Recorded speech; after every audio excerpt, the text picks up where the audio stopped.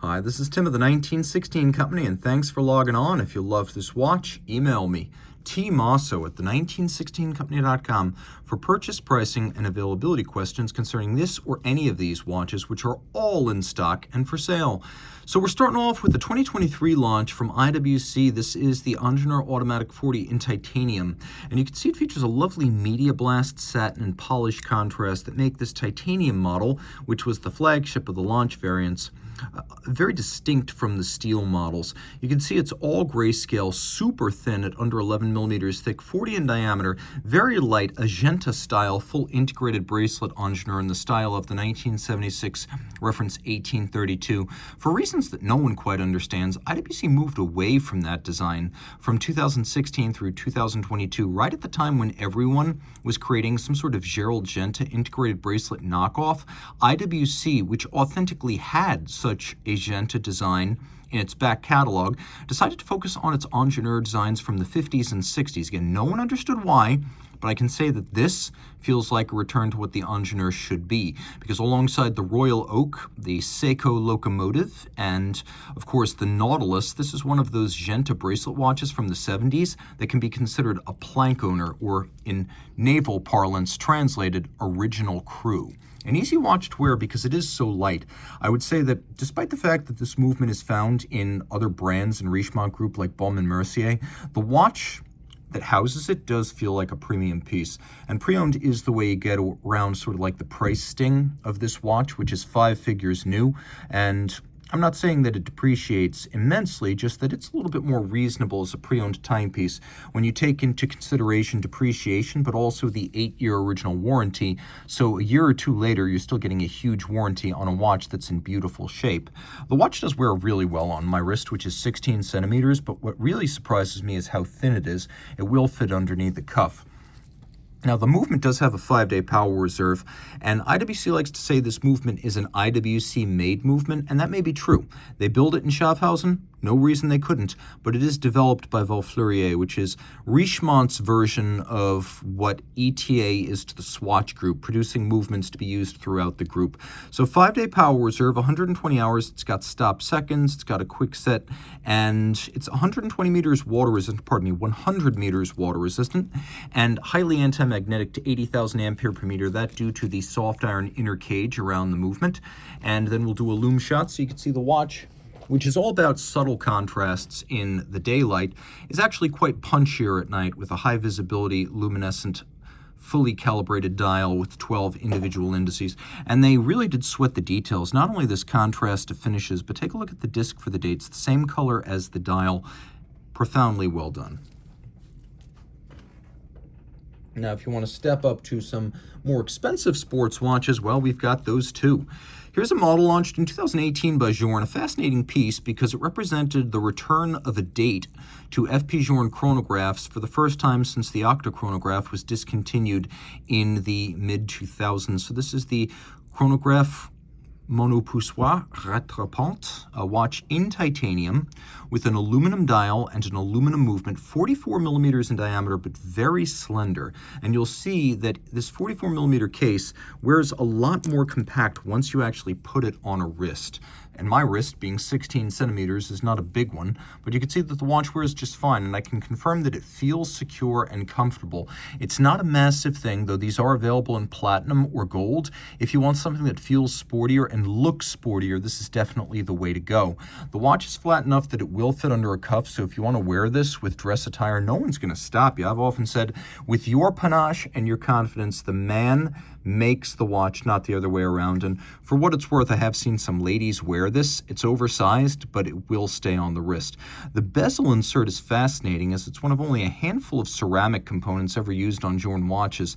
And while it appears to be a conventional chronograph, it's important to recognize that this trigger down at 4 o'clock is actually the split second. So when I say Chronographe Monopoussoir Rattrapante, I mean it is a split, but this is the start, stop, and reset trigger. This is the split trigger. Okay. Other things to keep in mind. See if we can witness the instantaneous jumping date. There is also a quick set for that date. And you can see that the numerals are actually solid blocks of luminescent material, which I really appreciate because they give the watch a unique three-dimensional luminescent aspect. We'll take a look at that now, and you can see that, yeah, true fact, those numerals have length and width, but they also have height.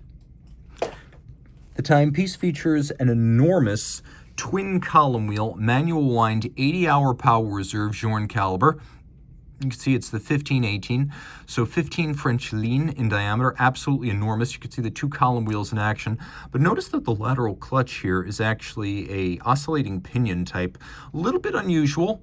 It's something we're used to seeing on, for example, 7750s, but it's also considered to be somewhat of a premium alternative to a conventional lateral clutch if you're trying to package things compactly. And one of the characteristics is that when you press and hold to start a oscillating pinion chronograph, it tends to have the seamless jump-free engagement of a lateral clutch, which is the main reason why Journe is revisiting this clutch type that he first used on the Cartier Tortue Monopoussoir movement made for the CPCP collection in the 1990s. He also built a similar movement, I believe, for Jacquet, and through Jacquet, I want to say La Jouperet later allowed Franck Muller and Ulysse Nardin to use that caliber, but those calibers are the progenitors of this oscillating pinion high horology piece, and yes, these bridges and plates are in anthracite-coated aluminum. You may wonder, how much does it weigh? That's a great question. Well, with all the links in the bracelet, we're going to bring Sammy the scale in. Sammy does not lie. He's also very polite, says hello. The mass, right here, is 74.23, and let's say take the sticker off, that's going to be 74.1. And remember, that's with all the links in the bracelet. Also, another fun fact, these Journe clasps do include a little micro adjustment. This is not well communicated by Journe or by aftermarket retailers or by retail centers that carry Journe, and the whole thing is actually quite easy to use, like Rolex's EasyLink. It's, again, just not well advertised. Really cool watch on a lot of levels and a lot of fun to own. Okay, sports watches. We're going to take a quick detour through the world of timepieces that are difficult to categorize. I'm not sure if this is a sports watch or a dress watch, but in grade 5 titanium, this is a spectacular watch from MB&F. This is the HM9 Flow. Now, as you can see, a limited edition, this piece, one of 33 made, but it's almost as much sapphire as it is titanium with these ridiculously cambered and complex curved, compound curved sapphires. MB&F also pioneered a 3D printed three-dimensional seal for a lot of the junctions of this case. So it's 30 meters water resistant, but that's a Herculean effort to get it that far. And they did require these three-dimensional seals to make all of this watertight, even at 30 meters. Now this is the Air version of the watch. There were two versions, the HM9 Flow, Road and Air. This is the Air. It has a dial that's a little bit more like an aeronautical instrument in an aircraft. And there is luminescence, and we will take a quick look at that luminescence. And then the other reason you know this is the Air is that it features this nickel anthracite coated movement internally. If this were the Road, it would have a slightly different dial design and then rose gold gilding. 45-hour manual wind power reserve, and what's fascinating is that we have these two free-sprung oscillators, both with overcoils, by the way, and they have these beautifully rounded and mirrored steel bridges, but their rates are averaged together by differential. You can just barely see inside the watch, but that differential then averages their rates to create the time that you see. On the bottom, you can see the drivetrain, and the watch is a little bit intimidating because at face value, it's going to be described as either 57 or 47 millimeters. Now that right there is 57, and that right there is 47, but look at the pivot points of the strap. It wears a lot smaller than that. It's an easy watch to wear, and whether you're flying an aircraft or driving a car, it's got a sort of side-scroll display, so when your hand is on the stick, the yoke, or the wheel, you're going to be able to see the time. The watch is a lovely piece, and it's the kind of whimsical thing that Max does so well. Also, Max's in-house calibers tend to go all the way in terms of engineering and finish, so you're really getting something that's on par with the Grubels of the world, the Romain-Gaultiers, the de Bethunes of the world. No excuses made, and a really fun watch. This one's full box papers and set, and the boxed set is something of a carnival. Taking a look at the buckle, G&F Chatelain, well established, and of course Max gets his own buckle there with the double-sided battle axe. Fun fact, I believe Simon Brett was part of the R&D team that developed this, so he's a superstar now. Max always fulsome with credit and praise, so he names all of his collaborators, and Simon Brett was one of the 3 principal research and development watchmakers on this project. One of the coolest and most misunderstood de Bethune series, the DB20 to 24. Unlike all the other de Bethune watches, they don't even have a passing shadow of the ogival torpedo tip lugs that you'll find otherwise on everything from the DB1 all the way up to the DB28s. This, in fact, is a unique shingle-shaped case that represented de Bethune's first sports watch. So it's a screw-down crown, but what's not well communicated by de Bethune or anyone is that these were 200-meter water-resistant watches in an era when no other de Bethune watch was even swimmable. The early DB20 series were not just different in appearance, but different in engineering. Don't be afraid of the 48mm stated size of this watch. First of all, it's really thin, and I mean really, really thin. I will prove to you right here just how thin it is. As you can see right there, 11.3 millimeters thick. That's about a millimeter less than a Rolex Daytona. So don't let the shape fool you. It is quite slender. And then lug to lug, 53 millimeters, throwing it on the wrist. My wrist is 16 centimeters in circumference. This thing, against all odds, actually fits me. It's out to the limit, but then again, it's a big sports watch. It's not supposed to be a bashful, discreet, or modest thing. And with a sports watch, the bigger the display, the easier to wear. Now, I love these, and I've really thought of making one of these my own, because among de Bethune timepieces, you only have a few choices if you want a water-resistant watch. The DB20s, not the 25, but the stuff that came before, the GS, and then the Grand Bleu. But to me, this is the most distinctively different, and there's a lot going on here. Different versions of this watch were made. Some were precious metal. As you can see here, this is grade 5 titanium. They have these sharp and angular lugs. You can see media blast, satin, and polish, so a lot of nuance in the design of the case. And then take a look. We've got this unique sort of rounded polygon for the outer bezel, the inner bezel, and then taking a look at the dial, look at the depth here. De Bethune making its own dials, cases, and movements. What you're seeing at the center is a fired blue titanium center dial that has been engraved with microlight, which is de Bethune's proprietary type of guilloche that looks more modern than like a Breguet rosette, because that wouldn't always belong on something that is this future forward. Taking the hands out of the way, you can see the power reserve indicator up at the top. This is a DB22, just to keep absolutely everything crystal clear, and the 22 features an automatic movement. Now, 6 days of power reserve, 2 barrels. We have 1, 2, 3 shock protection springs, triple parachute, it's patented. We have a hairspring of a proprietary curve, that's patented. The balance wheel is not actually a wheel, it's a yoke. So it's made of titanium, it's blued, and then it features platinum masses with a teardrop profile outboard, reducing the impact of aerodynamic drag, but also temperature change on timing, and maximizing the percentage of total mass in the rim of the balance where it can do the most work. There is a shock protection system too for the winding mechanism, which Denis has calculated to allow the largest possible lever arm for winding without any danger of it moving side to side. It's supposed to rotate, but sometimes under shock, a really broad rotor can torque. And you don't want it torquing in this fashion. You want it to rotate, not move torsionally. And so you have these 4 different cantilever springs. This system was patented in 2006. And because you know the rotor is going to come in contact with the springs, Denis included an anti-friction jewel 3 times per spring.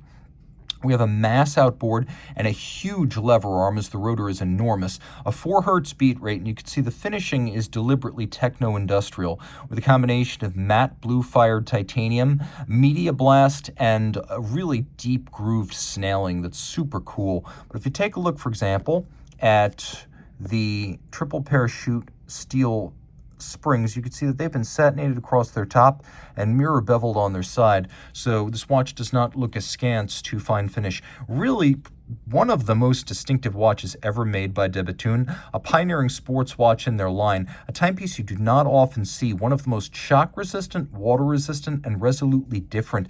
It has remarkably good ergos, even on smaller wrists, and it guarantees you're going to have something more elite than any Hublot, Audemars Piguet, Royal Oak Offshore, and hell, who knows, probably even Richard Mille at your next Red Bar. Also, fun fact, Bethune still has not built its 4,000th watch.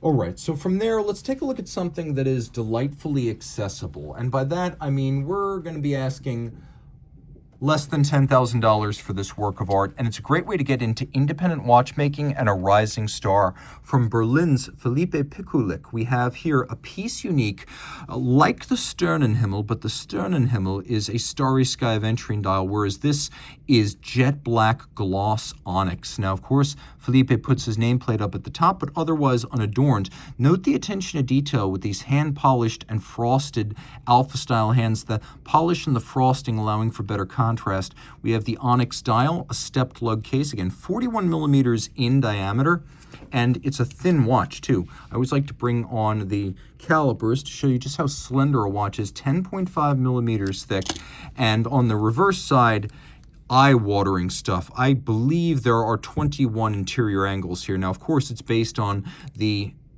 time-tested 6498 architecture, but you can see all of these bridges are unique constructions. We have double solarization on both the ratchet wheel and the crown wheel. Look at those blued screws. Take a look at the polished case clamp screws, and they've been polished with a Bombay cambered to them. The bevels are a mile wide and genuinely hand-finished and mirrored. Look at the execution of these interior angles. Not all interior angles are created equal. Some of them are somewhat perfunctory, a little bit dull, and not well-defined, whereas these are almost like the inverse of a knife blade. They are the inverse of the point of a knife blade. Take a look at the customization of this bridge right here, where it becomes genuinely difficult to get inside these confines to decorate these surfaces. And then a nickel anthracite coating with a beautiful brushed finish. No Cote de Genève here, a distinctively different watch. Freehand engraving, and of course that says unique right there. This is a watch for those who want something approaching the highest level of horologerie, hand finishing, decoration, and time spent per watch, per part. This is the way to do that without breaking the bank. From an up-and-comer in the watchmaking space, and you can see it even features a handmade Jean Rousseau strap in what's described as grape. When I was a little kid, grape soda, that was the bomb. That was the junkiest soda you could possibly drink. That was my absolute favorite. This watch reminds me of that. And this watch is a work of art. Now, one thing I like about H. Moser and C is that they're not self-conscious, and they're not vain. And you can see with my Moser Pioneer 40 right here in Cosmic Green, if you don't know Moser, you don't know who made this, because you could see that ghosted logo and clear lacquer on the dial is barely visible. They trade on engineering and design. And if you're familiar with the Swiss Icons watch, the Swiss Cheese watch, the Garden watch, the most infamous hat in the history of watchmaking, more on that some other time on a different platform. But this watch right here represents all that's right about Moser. And so do these. Moser, in 2024, decided to partner with Studio Underdog, a British-based micro brand primarily known for making affordable Chinese-powered watches that are design first. Well, what we have here is a passion fruit pairing, where we've got Endeavour Perpetual, which is the high-lux horologerie piece, and then we've got the entry-level horology piece. This is the Series 3 from Studio Underdog, the Series 3 Chronographe. Now, this one does have a Swiss Solida 500-based movement. It's a manual wind with the passion fruit dial, 38.5 millimeters. You can see it's got a lovely Bombay cambered, actually double cambered sapphire. That is a sapphire, not a plexi, not mineral. And turning it all over, you can see on the reverse side, we've got some Media Blast. We've got the Movement Studio Underdog branded. 1 of 100. This is only sold as a set, so you get them both. You can see it's based on a 500 series Solita. This is the 510 variant, manual wind, 63-hour power reserve, cam action with an oscillating pinion clutch. And this one actually has a little bit of luminescence. The Moser does not, but this one does have a little bit of luminescence. Now on the Moser, you up the ante. A lot of brands that are high-end and exclusive would not want to associate with a brand that is both new and a quote-unquote micro brand. The fact that they're British makes them a little bit more outlaw, as British watchmaking today is something a little bit subversive. It's no longer the center of the watchmaking universe, but some of the most fun stuff happening in the space is going on in Britain. And Moser's all for it. We got the passion fruit dial here. Now, this is a steel Endeavour Perpetual, but the purple part is lacquer. The center dial is hammered white gold, and then the lovely passion fruit gradient fumé or smoked fade, that's Grand Faux enamel translucent applied to the hammered white gold base. You can even see they have a little green shoot down the center. Of course, this watch has a 7A power reserve with twin barrels, though in fact it will run for almost 9 days before it actually stops. You can see that we've got a unique perpetual calendar designed by Andreas Streller. The first thing you need to know is that it's bidirectionally settable, so you could set it in either direction. The other thing you need to know is that you could set it any time of day. There's no danger zone, no time during the night when you set it and you break the watch. So it's different in that regard. You can also see the enormous size of the date. Now there's a little index there, 12 months, 12 hours. And so you're looking right now at 3, so 3 is March. So this is March 25th. And as we advance, you could see, just like that, bi-directional. And you can see the overlap of the two massive discs that allow that huge date without requiring an enormous watch. The other thing that's kind of cool here, power reserve indicator over in the corner and a unique double pull system. So the first time you pull this crown, it stops you. You can't pull it all the way out in one motion and activate the hacking. You pull it out once and it stops in the setting position for the calendar. Streller correctly reasoning that you don't want to pull the crown out all the way because you'll stop the movement. And of course, you being a watch enthusiast, you've synchronized your watch to the second. So there's one pull, it stops. Now you're in the setting position for the calendar, and then you use a second pull to hack the movement. Turning it all over, you can see the camber, the case back. This is distinctive of Moser. The Endeavour case is so fluid. It's almost like liquid metal flowing on your wrist. You have these incredible mirror-polished concaves. You have this bezel that is concave all the way around, though it expands at 12 and 6 o'clock, almost like flowing metal again. A combination of polish and vertical satination. And on the reverse side, we have pivot jewels set in golden chaton cups, a nod to the way Moser pocket watches were made historically. And there were 100 sets of these two watches made, so 200 timepieces. And Moser braves, they have the Studio Underdog micro brand co-branding right on there. Now, two barrels, you can see between them, the passion fruit colors also used on the leap year indicator, which Streller correctly reasoned you didn't need to see all the time, so we put it on the case back. There's a little adjustment for it on the side of the watch. You can see that we've got a balance beaten away at 18,000 vibrations per hour, but here's the cool part. Moser makes the balance, the overcoil hairspring, and the 14-karat gold escapement. 14-karat gold here used because 14-karat is mechanical gold, and when you use gold, you get less friction and you could use less lubricants. Now, it's got a full bridge and a free sprung balance, so it's also robustly shock resistant.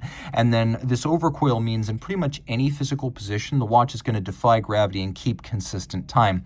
Now, the whole platform, the escapement, the balance, it lifts out as a unit. So when this watch goes back to your regional Moser service bureau in Europe, in Asia, and the Americas, they can quickly swap this unit out for a pre-lubed, adjusted, and inspected assembly, because this is the most time-consuming part of the service. So they will get the watch back to you faster thanks to this removable platform assortment. Wearing the two watches, I like the Endeavour because I like things that are rich. And this is colorful, rich, complicated from a brand I absolutely trust. I consider the people who run this brand to be friends, and I don't say that very often. Bethune I consider to be family. But right here, you can see how well it wears even on my smallish wrist.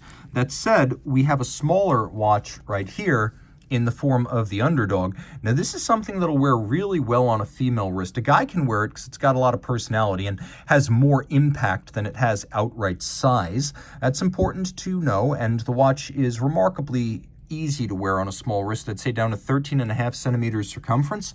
So not only is it fun for a dude to wear both of these, but this could actually be a very viable his and hers. And here we have an Epsom calfskin strap. So Epsom means it's got this hot stamped grain in it. And I believe the strap tailor makes these OEM straps for Studio Underdog. Also important, Moser now shipping its twin trigger double deployant clasp, a big step up from their old single fold and a big step up from the pin buckle you used to get with most of their models. This is a watch that is an absolute circular supernova on your wrist, regardless of which one of these brothers on arms you wish to wear. So reach out to Team Mosso at the 1916company.com for purchase and pricing details.